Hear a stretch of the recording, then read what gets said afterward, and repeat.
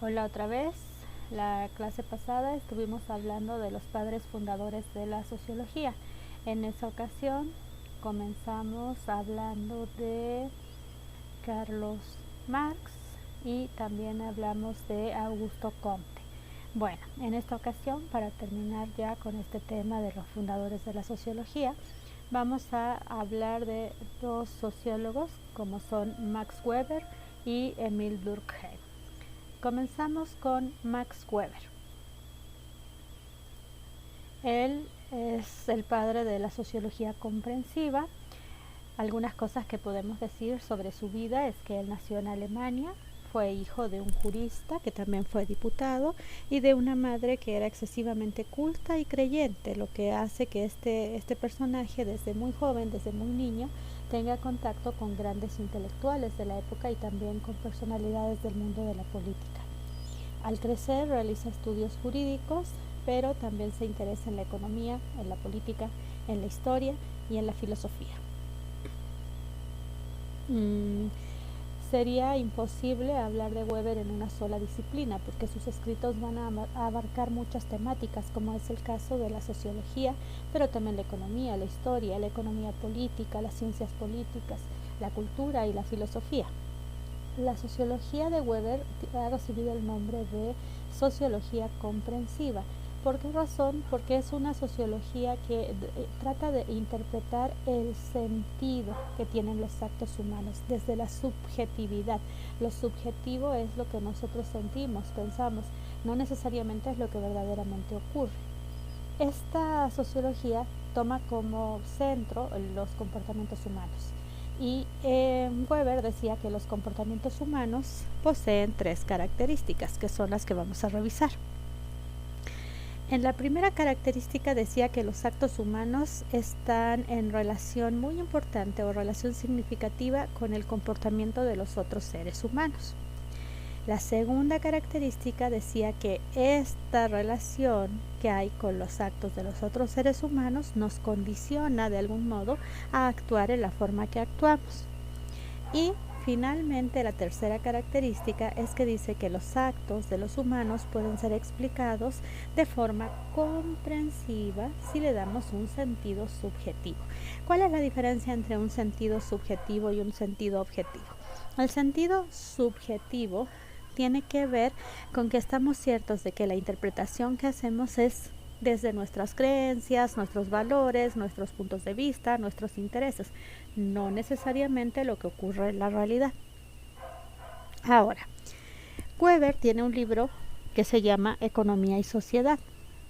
En el primer capítulo de este libro, él define a la sociología y lo hace de esta forma. Dice, llamaremos sociología a una ciencia que se propone comprender por interpretación la actividad social y a partir de esto explicar causalmente su desarrollo y sus efectos.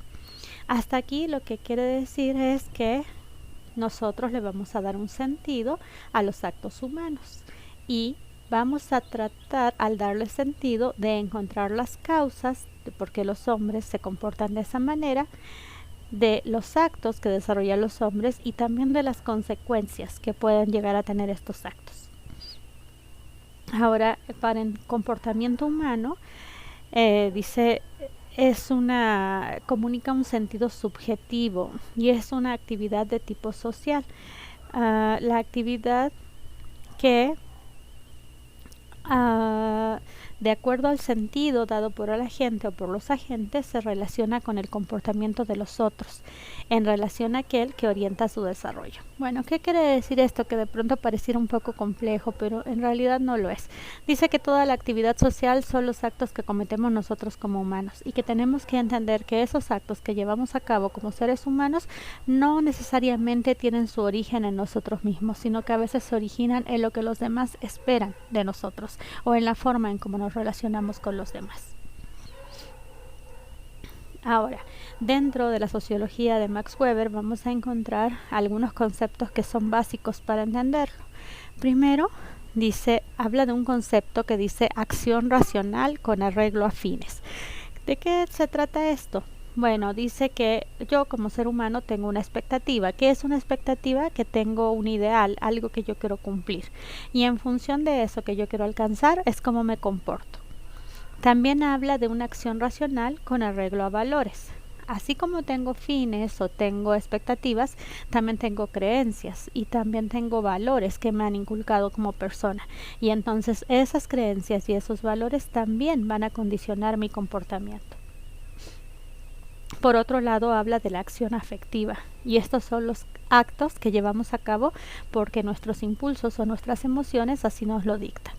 Y finalmente habla de la acción tradicional, y estas tienen que ver con las cosas que la sociedad espera de nosotros, lo que tradicionalmente se ha hecho y que nosotros seguimos replicando. Bueno, por otro lado, tenemos que hablar de Émile Durkheim y la Escuela Francesa de Sociología. Durkheim nació en 1858, realizó estudios en la Escuela Normal Superior y después estuvo cursando filosofía. Trabajó como profesor de enseñanza secundaria más adelante. Le interesaban mucho las ciencias sociales y por lo tanto durante un tiempo vive en Alemania entre 1885 y 1886 y al regresar de Alemania comienza a publicar algunos artículos relacionados con el tema en la revista de filosofía. Ahora, en la sociología de este personaje vamos a encontrar como tema central la moral. ¿Por qué? Porque la época, el clima, el contexto en el que vivió Durkheim está marcado por esa preocupación, la preocupación de la moral. Él escribe un libro que se llama La división del trabajo social y aquí pues quiere explicar la moral de las personas a través del positivismo, de las ciencias positivas, que ya habíamos hablado del positivismo, que es esta fe que tenemos, esta confianza en que tenemos en que todo lo podemos comprender por medio de la razón y explicar a través de la razón. Escribe numerosos ensayos porque siempre quiere hablar de una moral científica, una moral de carácter científica. Él desarrolla la definición de solidaridad social. ¿Qué es la solidaridad social para Durkheim? Bueno, son formas sociales un poco ocultas que van a hacer que las personas se relacionen entre ellas y estas pueden ser de dos formas. Una es la que une a sociedades muy pequeñas y sencillas cuyos integrantes o cuyos participantes tienen un mismo fin, un sueño, una visión que es compartida y entonces todos desarrollan actividades para alcanzar ese sueño. Por ejemplo, en una familia puede ser una entidad social y una familia que quiere salir adelante en donde todos estudian para ser profesionales, por ejemplo. Pero por otro lado, hace mención de la solidaridad orgánica. ¿Qué es la solidaridad orgánica? Es una que va a unir a sociedades ya más grandes, más modernas, más complejas. Aquí cada persona recibe una ganancia, recibe un ingreso. ¿Por qué? Porque cumple una función específica dentro de la sociedad y por eso se le paga. Y ese dinero lo va a usar para adquirir mercancías o para adquirir servicios que han sido producidos a su vez por otras personas. Cuando hablamos de las personas que desarrollan estas mercancías o estos servicios, tendríamos que decir que ellos tienen un rol especializado, una función especializada.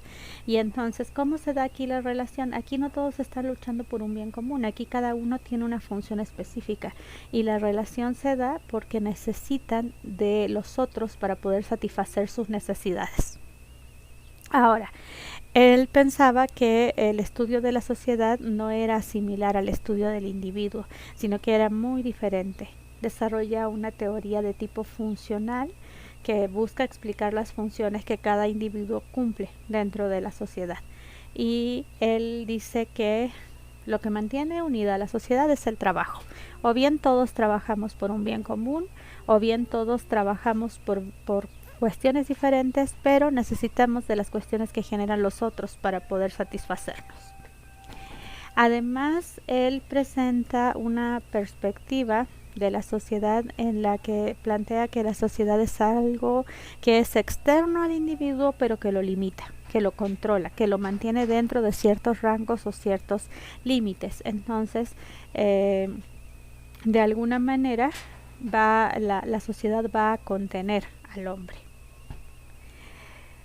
También habría que decir que para Durkheim los orígenes de un acontecimiento social ah, que no tiene explicación y que surge de la relación del hombre con el otro, con los otros hombres, perdón, son menos importantes que las funciones desempeñadas dentro del orden social. Es decir, es más importante conocer las relaciones que se dan entre las funciones que cada quien cumple a esos actos que son un poco irracionales y que no responden a ninguna función o a ninguna relación.